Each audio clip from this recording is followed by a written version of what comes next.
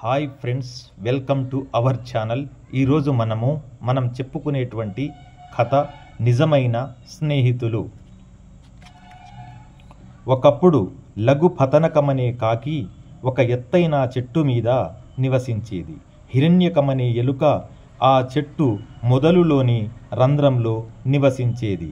దగ్గరే ఉన్న సరస్సులో మందరకమనే తాబేలు నివసించేది.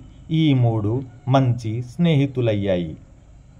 ఒకరోజు చిత్రాంగుడనే జింక అక్కడికి పరిగెత్తుకుంటూ వచ్చింది. అది రొప్పుతూ ఉంది. అది ఒక వేటగాడి బారి నుండి తప్పించుకోవడానికి ప్రయత్నిస్తున్నదని ముగ్గురు స్నేహితులు తెలుసుకున్నారు. కాకి చాలా పైకి ఎగిరి వేటగాడు మరో దిశలో వెళుతున్నట్లు చూసింది. అది వచ్చి జింకతో చెప్పింది, వేటగాడు మరో దిశగా ఇక్కడి నుండి దూరంగా వెళుతున్నాడు. నీవిక భయపడి పరిగెత్తనవసరం లేదు. జింక సంతోషించింది. ఆ ముగ్గురితో స్నేహం చేసింది.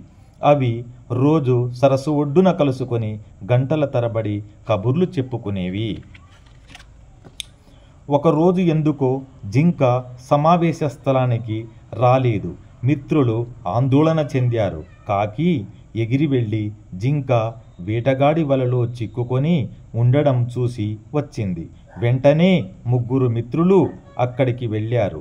ఎలుక తన పదునైన దంతాలతో వల కొరకడం ప్రారంభించింది. అవి మాట్లాడుకుంటూ ఉండగానే అక్కడికి వేటగాడు వచ్చాడు. అప్పటికే హిరణ్యకుడు వలంతా కొరికివేశాడు. జింక పారిపోయింది. కాకి, ఎలుక త్వరగా తప్పించుకున్నాయి. మెల్లగా నడిచే తాబేలు వేటగాడికి దొరికిపోయింది. ఇప్పుడు తాబేలును రక్షించడం తక్కిన మిత్రుల కర్తవ్యం. అవి ఒక పథకం పన్నాయి. వేటగాడి రాక కోసం తోవలో సరస్సు ఒడ్డున ఓపికగా ఎదురుచూస్తున్నాయి. జింక చనిపోయినట్లు పడుకుంది. కాకి దాని కళ్ళు పొడుస్తున్నట్లు నటిస్తూ ఉంది. వేటగాడు తాబేలును కింద పెట్టి జింక దగ్గరికి వెళ్ళాడు. తాబేలు త్వరగా నీళ్లలోకి వెళ్ళిపోయింది. జింక పరుగున అడవిలోకి పారిపోయింది. ఎలుక కన్నంలో జొరబడింది. కాకి ఎగిరిపోయింది.